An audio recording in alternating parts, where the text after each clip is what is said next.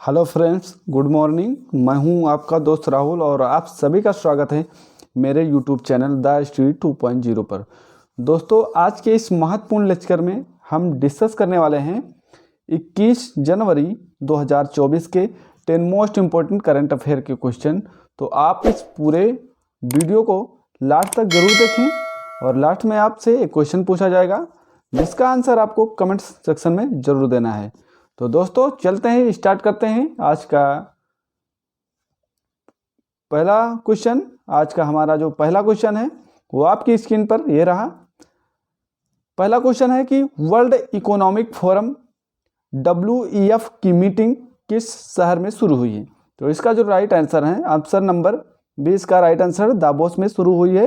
World economic forum की meeting जो शुरू हुई है वो दावोस शहर में शुरू हुई है।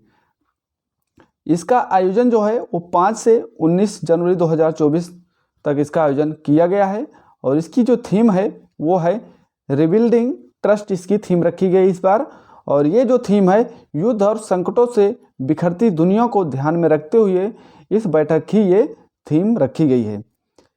इसमें भारत के 3 मंत्री, भारत की तरफ से स्मृति ईरानी और जो हैं और अश्विनी वैष्णव और हरदीप सिंह पुरी, ये भारत की तरफ से 3 मंत्री और 3 CM इसमें हिस्सा लिए हैं। तो याद रखना। और इस आयोजन में संयुक्त राष्ट्र जो महासचिव हैं एंटोनियो गुटेरस और विश्व बैंक समूह के जो प्रेसिडेंट हैं अजय बंगा, वो WHO के महानिदेशक जो हैं वो टेड्रोस एडेनोम और भारत, अमेरिका, चीन, फ्रांस और श्रीलंका के राजनीतिक नेता और कारोबारी इसमें शामिल हुए हैं। तो याद रखना दोस्तों। आइए बात करते हैं विश्व आर्थिक मंच की, ठीक है, WEF के बारे में। तो ये जो है ये गैर लाभकारी एक अंतर्राष्ट्रीय संगठन है जिसकी स्थापना जो होती है वो 1971 में इसकी स्थापना जर्मन प्रोफेसर क्लास जो श्वाब ने इसकी स्थापना की है। और इसका जो मुख्यालय है वो इसका मुख्यालय है स्विट्जरलैंड में, इसका मुख्यालय है जिनेवा में। तो याद रखना, ये जो है फोरम वैश्विक, क्षेत्रीय और औद्योगिक एजेंडों के आकार देने के लिए राजनीतिक, व्यापारिक, सामाजिक और शैक्षणिक क्षेत्र के अग्रणी नेतृत्व को एक साझा मंच उपलब्ध कराता है। तो याद रखना। आइए दोस्तों बात करते हैं क्वेश्चन नंबर 2 की। लेकिन इससे पहले दोस्तों, अगर वीडियो पसंद आ रही है तो प्लीज़ वीडियो को लाइक करें और अपने सभी दोस्तों तक शेयर करें। और चैनल को सब्सक्राइब नहीं किए हैं तो प्लीज़ मेरे चैनल को सब्सक्राइब करके बेल आइकन को ज़रूर प्रेस कर लें ताकि हर वीडियो का नोटिफिकेशन आपको टाइम पर मिलता रहे। दोस्तों चलिए फिर बात करते हैं क्वेश्चन नंबर 2 की। क्वेश्चन नंबर 2 है मेरा कि भारत और किस देश के बीच लिथियम अन्वेषण के लिए समझौते पर हस्ताक्षर हुए हैं। तो भारत और अर्जेंटीना के बीच जो है लिथियम अन्वेषण के समझौते पर हस्ताक्षर हुए हैं। तो ऑप्शन नंबर इसका जो है वो B राइट आंसर है, अर्जेंटीना। आइए दोस्तों बात करते हैं भारत की सरकारी जो स्वामित्व वाली एक कंपनी खनिज विदेश इंडिया लिमिटेड, ठीक है, ने अर्जेंटीना के साथ मिलकर 2 बिलियन रुपए के लिथियम अन्वेषण समझौते पर हस्ताक्षर किए हैं। लिथियम एक अलौह धातु है, ठीक है, और बात करते हैं इसका उपयोग जो है मोबाइल, टैबलेट और इलेक्ट्रॉनिक वाहन और अन्य चार्जेबल जो बैटरियां होती हैं उनको बनाने में इसका प्रयोग किया जाएगा। लिथियम दुनिया की सबसे हल्की और मुलायम धातु मानी जाती है और ये जो है इसका पीरियोडिक टेबल में जो एटॉमिक नंबर होता है वो इसका एटॉमिक नंबर होता है 3। तो याद रखें। आगे दोस्तों बात करते हैं, भारत में पहली बार जम्मू संभाग के रियासी जिले में जो है 59 लाख टन लिथियम के भंडार मिले हैं। कहाँ पर? जम्मू कश्मीर संभाग के रियासी जिले में 59 लाख टन जो लिथियम के भंडार वहाँ पर मिले हैं। और अमेरिका के कैलिफोर्निया राज्य की सबसे बड़ी झील जो है साल्टन सागर में लिथियम खोजा गया है। तो यहाँ पर भी खोजा गया है। आइए बात करते हैं क्वेश्चन नंबर 3 की। क्वेश्चन नंबर हमारा 3 है दोस्तों कि FIFA footballer of the year किसे चुना गया है। तो FIFA footballer of the year जो चुना गया है वो लियोनेल मेसी को चुना गया है। ऑप्शन नंबर इसका C राइट आंसर है। ध्यान दें, लियोनेल मेसी को FIFA footballer of the year चुना गया है। तो दोस्तों इसका राइट आंसर है ऑप्शन नंबर सी। बात करते हैं अर्जेंटीना के लियोनेल मेसी को फीफा के फुटबॉलर ऑफ द ईयर से चुना गया है। तो ये कहाँ की रहने वाली हैं? ये अर्जेंटीना की रहने वाली हैं लियोनेल मेसी। और ये जो है लियोनेल मेसी ये लगातार दूसरे साल यह अवार्ड जीता है। तो अगले साल भी ये अवार्ड लियोनेल मेसी के नाम रहा है और इस साल भी लियोनेल मेसी ने इसे ये पुरस्कार जीता है। तो याद रखें, स्पेन की जो आइताना है, आइताना बोनमती, ये women's footballer of the year बनी हैं। ठीक है, तो याद रखना। और बात करते हैं, वो बार्सिलोना के लिए एक क्लब फुटबॉल खेलती हैं। तो किसके लिए खेलती है? बार्सिलोना के लिए ये खेलती हैं। तो याद रखना। आइए दोस्तों बात करते हैं फीफा की। FIFA federation international day footballer association, इसकी स्थापना जो होती है वो 1904 में इसकी स्थापना होती है और इसका मुख्यालय ज्यूरिख में बनाया जाता है। इसका मुख्यालय कहाँ पे है? ज्यूरिख, स्विट्जरलैंड में इसका मुख्यालय है।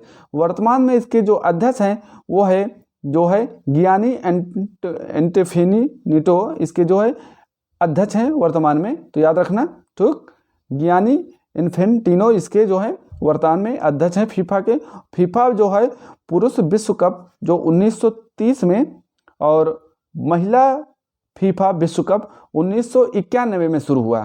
तो याद रखना, जब फीफा का जो पुरुष विश्व कप शुरू हुआ है वो 1930 में इसकी शुरुआत होती है और जो महिला फीफा विश्व कप की शुरुआत होती है वो 1991 में इसकी शुरुआत होती है। फीफा पुरुष विश्व कप 2022 का जो विजेता बना था वो अर्जेंटीना इसका विजेता बना था। तो याद रखना दोस्तों, अर्जेंटीना 2022 फीफा पुरुष का विश्व कप का विजेता अर्जेंटीना बना था। आइए दोस्तों क्वेश्चन नंबर 4 की बात करते हैं। क्वेश्चन नंबर 4 हमारा, ठीक है, वर्नाडो एरेवलो किस देश के राष्ट्रपति बने हैं? तो ये जो बने हैं ये ग्वाटेमाला के राष्ट्रपति बने हैं। तो ऑप्शन नंबर इसका डी राइट आंसर है। ग्वाटेमाला के राष्ट्रपति हैं वर्नाडो एरेवलो, ये ग्वाटेमाला के राष्ट्रपति हैं। तो याद रखना। आइए दोस्तों बात करते हैं, वर्नाडो एरेवलो ये ग्वाटेमाला के नए राष्ट्रपति के रूप में भी हाल ही में शपथ ली है। इन्हें एक राजनीतिक उदारवादी माना जाता है। तो ये एक राजनीतिक उदारवादी नेता हैं और बर्नार्डो ने देश के भ्रष्टाचार मुक्त बनाने का दावा किया है कि देश को भ्रष्टाचार से मुक्त किया जाए। तो इनका दावा किया है ये राष्ट्रपति ने।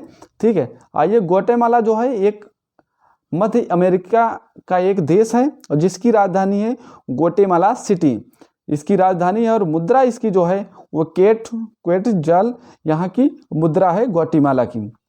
तो याद रखेंगे। आइए दोस्तों बात करते हैं अंतर्राष्ट्रीय जो नियुक्तियां हैं, कई बार इसके बारे में डिस्कस करिए। जितनी भी बार राष्ट्रपति आते हैं या प्रधानमंत्री आते हैं तब मैं अंतर्राष्ट्रीय जो नियुक्तियां हुई हैं उनको डिस्कस करता हूं। तो आइए एक बार फिर डिस्कस करते हैं। आपसे पूछा है कि मिस्र के राष्ट्रपति कौन बने हैं?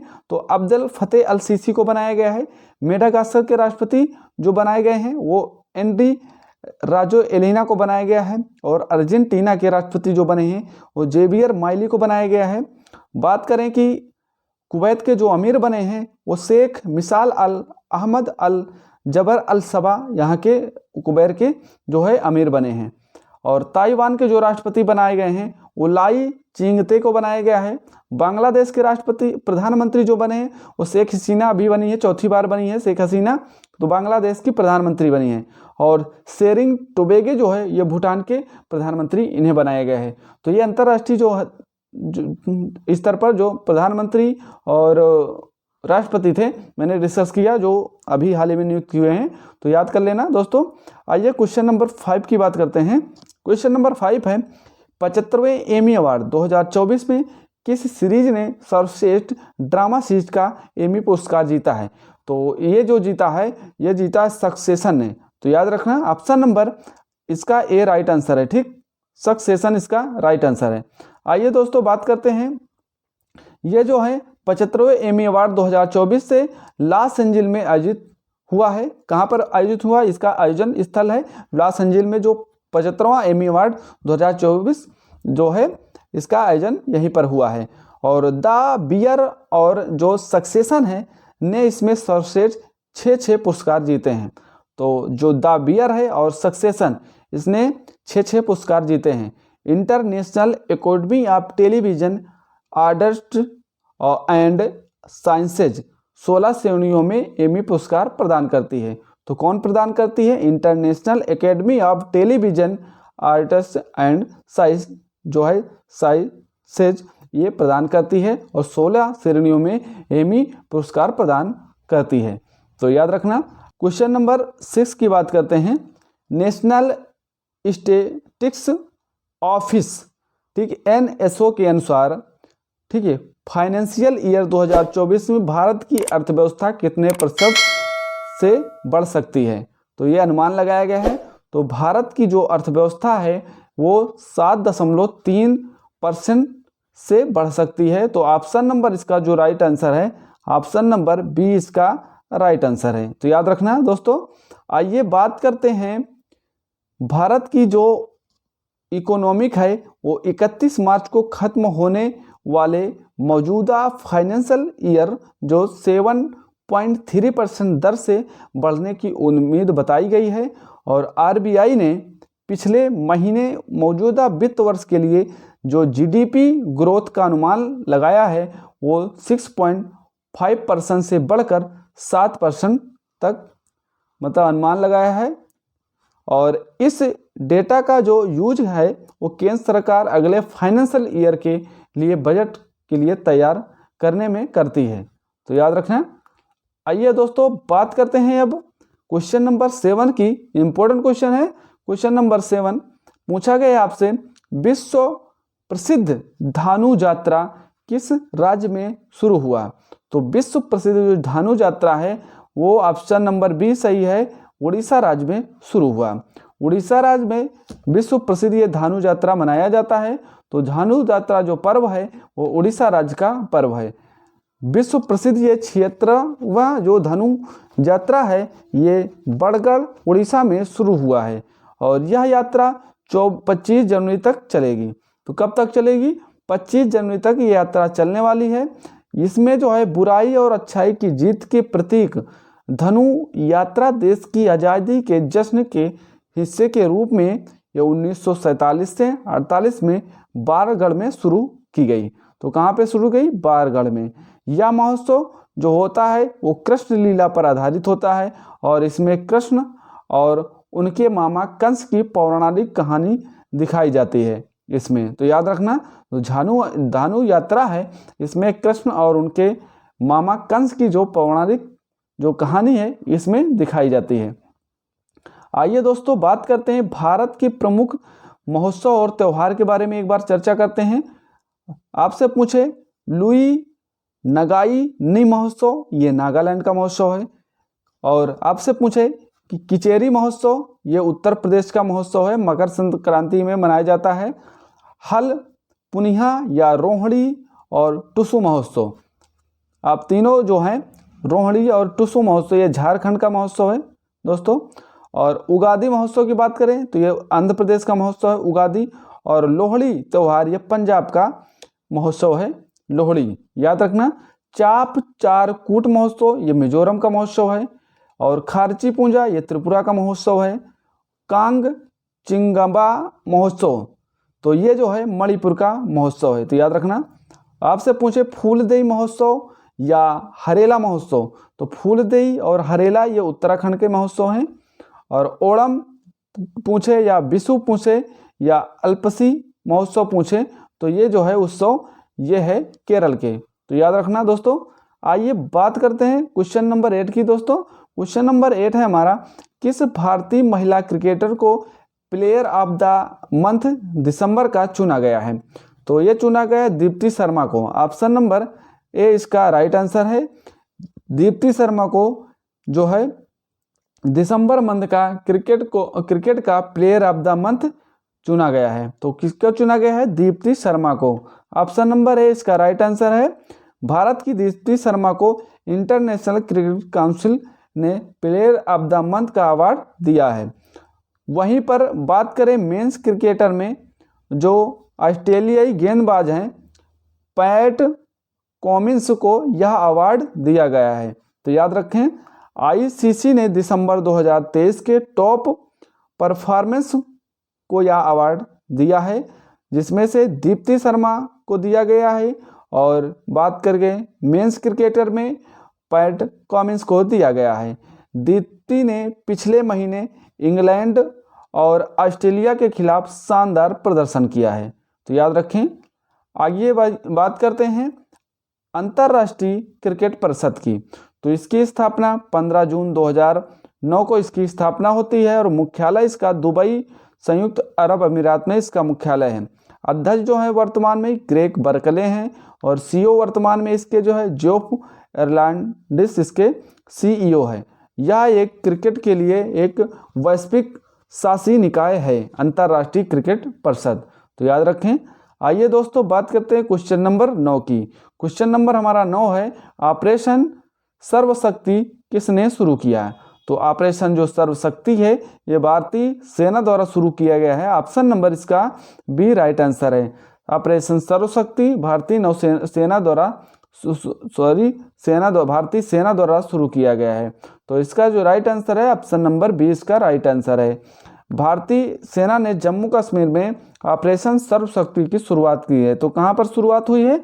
जम्मू कश्मीर में इसकी शुरुआत होती है, और इसका जो लक्ष्य है वो है राजौरी और पूंछ में। पूंछ वहीं पर है, कहाँ पर? जम्मू कश्मीर में। राजौरी और पूंछ में भारतीय नौसेनाओं को जो सैनिकों पर जो घात लगाकर हमला करने वाले आतंकवादियों को खत्म करना इसका लक्ष्य है। और पिछले कुछ वर्षों में जो कश्मीर में घात लगाकर किए गए हमलों में 7 सैनिक शहीद हो गए हैं। ठीक है, राजौरी पूंछ बेल्ट में जो बेल्ट है, राजौरी पूंछ बेल्ट है, वो हमलों में 20 से अधिक सैनिक शहीद हो गए हैं। तो याद रखना, वहीं पर जो ये होता है घात लगाकर मार देते हैं, उनको ये लक्ष्य रखा गया है। तो ये जो भारतीय सेना का ये जो है अभ्यास है, तो याद रखना सर्वशक्ति अभ्यास। आइए दोस्तों बात करते हैं क्वेश्चन नंबर हमारा लास्ट क्वेश्चन नंबर 10 है कि भारत का पहला डार्क स्काई पार्क कौन बना? तो भारत का जो डार्क स्काई पार्क बना है वो बना है पेंच टाइगर रिजर्व। ऑप्शन नंबर इसका डी राइट आंसर है। पेंच टाइगर रिजर्व जो है भारत का पहला डार्क स्काई पार्क बना है। तो याद रखें, डार्क स्काई पार्क या महाराष्ट्र का पेंच टाइगर रिजर्व है, ये भारत का पहला डार्क स्काई पार्क बन गया है।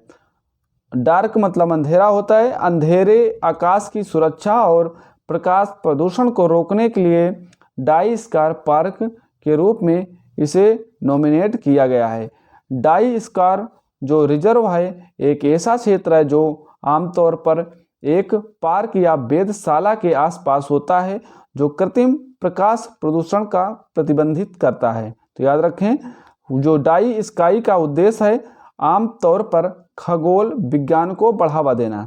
तो याद रखें, और पेंच टाइगर रिजर्व की जो स्थापित हुआ है 1977 में स्थापित किया गया है। पेंच टाइगर रिजर्व जो है 2 राज्यों के मध्य, ठीक है, 2 राज्यों मध्य प्रदेश और महाराष्ट्र में फैला हुआ है। तो पेंच टाइगर रिजर्व मध्य प्रदेश और महाराष्ट्र में फैला हुआ है, तो याद रखें दोस्तों। आइए बात करते हैं राष्ट्रीय उद्यान से संबंधित महत्वपूर्ण तथ्य। भारत का सबसे बड़ा राष्ट्रीय उद्यान आपसे पूछे तो वो हेमिस राष्ट्रीय उद्यान है, ठीक है, जो कि लद्दाख में है। याद रखें, लद्दाख एक केंद्र शासित प्रदेश है, यहीं पर भारत का सबसे बड़ा जो है राष्ट्रीय उद्यान है। तो कहाँ पर? हेमिस राष्ट्रीय उद्यान, यह है लद्दाख में। सबसे छोटा आपसे पूछे भारत का सबसे छोटा राष्ट्रीय उद्यान तो है साउथ बटन राष्ट्रीय उद्यान, ठीक है, और यह है अंडमान निकोबार द्वीप समूह में, और ये केंद्र शासित प्रदेश है अंडमान निकोबार द्वीप समूह। तो यहीं पर भारत का सबसे छोटा राष्ट्रीय उद्यान है। तो याद रखें, एशियाई शेर के लिए जो प्रसिद्ध राष्ट्रीय उद्यान है वो गिर राष्ट्रीय उद्यान है, जो कि गुजरात राज्य में स्थित है। और रॉयल बंगाल के लिए जो टाइगर जो है रॉयल बंगाल टाइगर प्रकृति जो स्थान है वो है सुंदरवन राष्ट्रीय उद्यान, जो कि पश्चिम बंगाल में है। तो याद रखें, रॉयल बंगाल के जो प्रसिद्ध जो राष्ट्रीय उद्यान है वो सुंदरवन राष्ट्रीय उद्यान है, जो कहाँ पर है? पश्चिम बंगाल में है। तो याद रखें। और आइए दोस्तों कल की क्लास का रिवीजन करते हैं। कल आपसे पूछा गया जो क्लास का क्वेश्चन थे वो रिवीजन करते हैं। आपसे पूछा गया था जोरावर लाइट टैंक का विकास परीक्षण किसने किया है, तो डीआरडीओ द्वारा किया गया था। 13वां दिव्या कला मेला कहाँ शुरू हुआ, तो नागपुर में शुरू हुआ था। मुनव्वर राना का निधन हो गया, वो कौन थे, तो वो एक उर्दू शायर थे। नीति आयोग की रिपोर्ट के अनुसार पिछले 9 सालों में कितने लोग जो है गरीब से बाहर निकले हैं, तो 24.8 करोड़ गरीब से बाहर निकले हैं गरीबी से, तो याद रखें। आइए बात करते हैं नेक्स्ट क्वेश्चन की। पीएम फंड ने किस योजना के अंतर्गत पक्के घरों के लिए 540 करोड़ रुपए फंड की पहली किस्त जारी की है, तो पीएम जनमत योजना के तहत। ठीक, गांधी ए लाइफ इन ए कैंपस नामक पुस्तक किसने लिखी, तो एमजे अकबर द्वारा ये लिखी गई पुस्तक है। ठीक है, ऑपरेशन अमृत किस राज्य में शुरू किया गया, तो केरल राज्य में शुरू किया है। IUCN की रेड लिस्ट में असुरक्षित के रूप में किसे वर्गीकृत किया गया, तो हिमालयन वुल्फ को जिसमें वर्गीकृत किया गया है, तो याद रखें। आइए नेक्स्ट क्वेश्चन था हमारा क्वेश्चन नंबर 9 था कि पिछले जो पहले बीच गेम 2024 में पहला स्थान किसे हासिल किया, तो किसने हासिल किया, ये मध्य प्रदेश ने हासिल किया है। पहले बीच गेम है, ठीक है, तो मध्य प्रदेश ने इसमें पहला स्थान हासिल किया है। अंतर्राष्ट्रीय ऊंट महोत्सव किस राज्य में आयोजित किया गया है, तो ये राजस्थान में आयोजित किया गया है अंतर्राष्ट्रीय ऊंट महोत्सव, तो याद रखेंगे दोस्तों। ये थी कल की क्लास का रिवीजन दोस्तों। आज मैं स्टैटिक लगाना भूल गया हूँ, तो कोई बात नहीं, ठीक है। कल का हमारा प्रश्न था आपसे कि सभी केंद्र शासित प्रदेश में सबसे छोटा केंद्र शासित प्रदेश कौन सा है, तो ये कल का क्वेश्चन था। तो इसको जो राइट आंसर था वो लक्षद्वीप था। ऑप्शन नंबर इसका जो राइट आंसर है वो है ऑप्शन नंबर सी, लक्षद्वीप इसका राइट आंसर है। सभी केंद्र शासित प्रदेशों में सबसे छोटा केंद्र शासित प्रदेश जो है वो है लक्षद्वीप, याद रखेंगे दोस्तों। आइए दोस्तों बात करते हैं आज के प्रश्न का। आज का हमारा प्रश्न है आपसे, स्वच्छता सर्वेक्षण 2023 में सबसे स्वच्छ शहर कौन बना है, तो सबसे जो स्वच्छ शहर बना है वो कौन बना है, इसका जो आंसर आप जो है कमेंट सेक्शन में जरूर देंगे, ठीक है। हमें इंतजार रहेगा आपके आंसर का दोस्तों। तो इसका आंसर आप कमेंट सेक्शन में जरूर दें और बताएं कि क्लास कैसी लगी, इसका फीडबैक जरूर दें मेरे सभी प्यारे दोस्तों, ठीक है। तो चैनल को अगर सब्सक्राइब नहीं किए हैं तो चैनल को सब्सक्राइब करके बेल आइकन को जरूर प्रेस कर लें ताकि हर वीडियो का नोटिफिकेशन आपको टाइम पर मिलता रहे दोस्तों।